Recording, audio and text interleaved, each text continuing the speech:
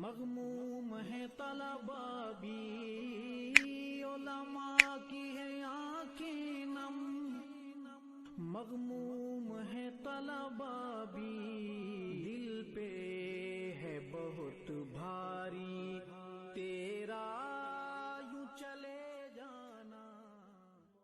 اور یہ ہدایات دی کہ میں جنازے تک تو نہیں پہنچ سکوں گا، لہذا آپ اور چچا عطا الرحمان خود جا کر ان کے خاندان کے ساتھ، ان کے گاؤں کے لوگوں کے ساتھ، ان کے شہر کے لوگوں کے ساتھ جنازے میں شریک ہوں۔ اور آج ہم یہی پیغام لے کر آئے ہیں کہ قاری مسعود صاحب کا غم یہ فقط آپ کا غم نہیں ہے، یہ جمعیت علماء کا غم ہے، اور جمعیت علماء اس غم میں آپ کے برابر کی شریک ہے۔ اللہ تعالیٰ ان کی اس تحریکی زندگی کو جو انہوں نے وراثت میں ہمارے لیے چھوڑی ہے، اللہ تعالیٰ ہمیں بھی توفیق دے کہ ہم ان کے اس امانت کو اپنی آنے والی نسلوں تک منتقل کریں، اسی شان و شوکت کے ساتھ۔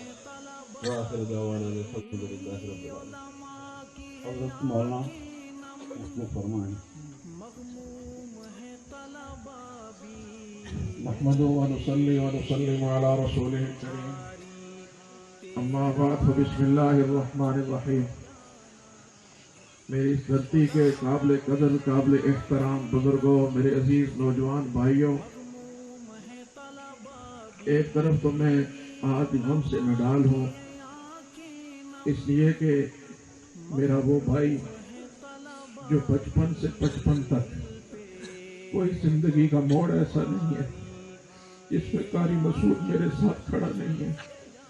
اس نے کبھی نہیں پوچھا کہ یہ فیصلہ آپ نے کیوں کیا، بس اس نے کہا جو آپ نے کیا میں اس کے ساتھ کھڑا ہوں۔ ایسا بھائی نصیبوں والوں کو ملا کرتا ہے۔ وہ جری تھا، وہ بہادر تھا، وہ غیور تھا، وہ لوگوں کے درد رکھتا تھا۔ باخدا کتنی بار ہسپتال میں مجھ سے اتنا کہا کہ بھائی جان دعا کریں اللہ اتنی زندگی دے دے کہ میں اپنے لوگوں کے کام آ سکوں۔ میں بہت بے کس اور بے بس لوگوں کو دیکھتا ہوں تو میں تاکہ ان کے کسی کام آ سکوں، میں کوئی کام نہیں کر سکا۔ کتنے بے بس لوگ ہوں گے اسی اجتماع میں بھی کہ جن کی کہیں کوئی داد رسی نہیں تھی، قاری مسعود کا دروازہ ان کے لیے کھلا رہتا تھا۔ آج جس کے ساتھ ایک 55 سالہ 56 سالہ ایک طویل ترین رفاقت صف ہے، حاضر ہے۔ ہم جہاں بھائی تھے وہاں بہت اچھے دوست تھے، اور زندگی کا کوئی مرحلہ ایسا نہیں تھا کہ جب ہم اس مرحلے کو آپس میں شیئر نہیں کرتے تھے۔ آج وہ ہر مرحلے پہ میرا ساتھ چلنے والا، مجھے نہیں سمجھاتی کہ زندگی کے سفر میں مجھے چھوڑ کر پہلے کیوں چلا گیا۔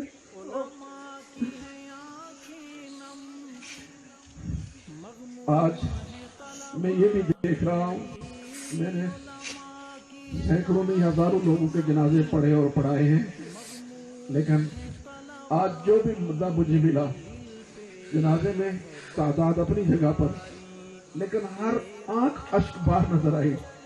کیا تھا قاری مسعود؟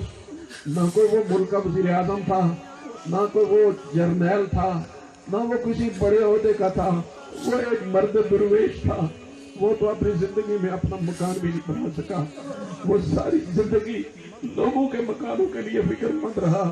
آج فلاں کے گھر پہ ٹین ڈالنی ہے، آج فلاں کی دیوار نہیں ہے، آج فلاں بیمار ہے، اس کے لیے بھائی جان کچھ کرنا ہے، لوگوں کے لیے تڑپنے والا آج ہمیں تڑپتا ہوا چھوڑ کر چلا گیا۔ لیکن نیکی کبھی بھی ضائع نہیں ہوتی، کبھی ضائع نہیں ہوتی۔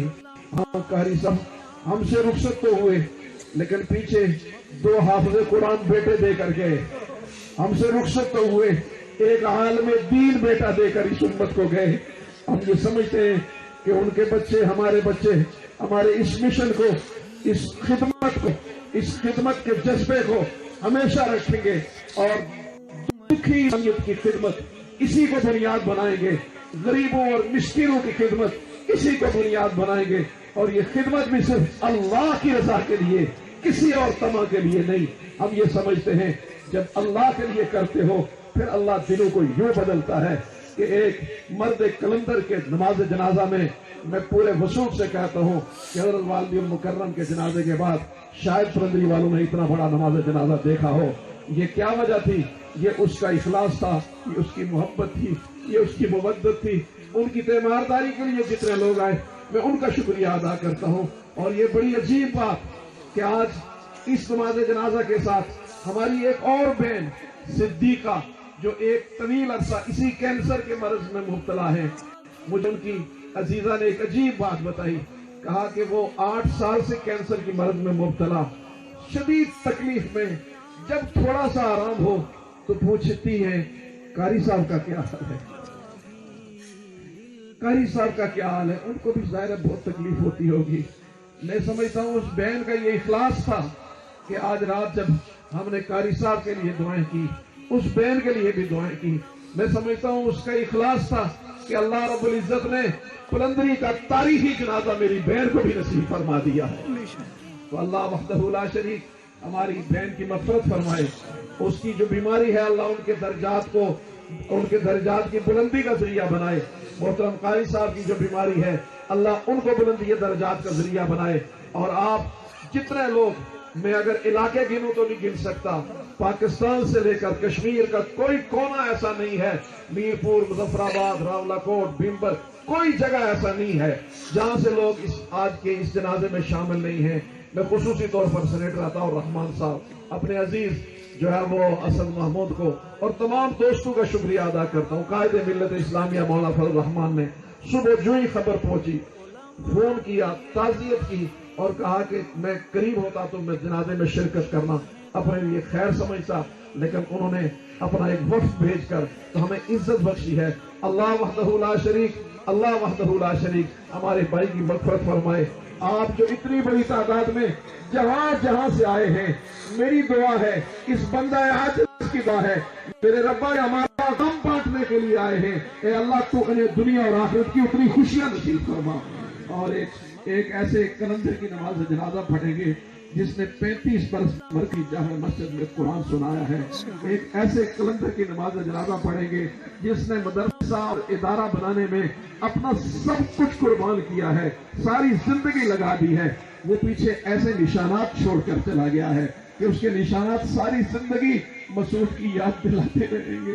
اللہ وحدہ لا شریک میرے اس بھائی کی مغفرت فرمائے۔ میں دنیا کو ہمیشہ سہارا دیتا ہوں، لیکن آج میرا جو ایک ایسا بھائی کہ جو مجھ سے پچھڑا مجھے ریزہ کر دیا، اللہ وحدہ لا شریک ہمیں یہ بڑا صدمہ برداشت کرنے کی، میرے پورے خاندان کو، میرے پورے عزیزوں کو برداشت کرنے کی توفیق عطا فرمائے۔ تو صفحہ درست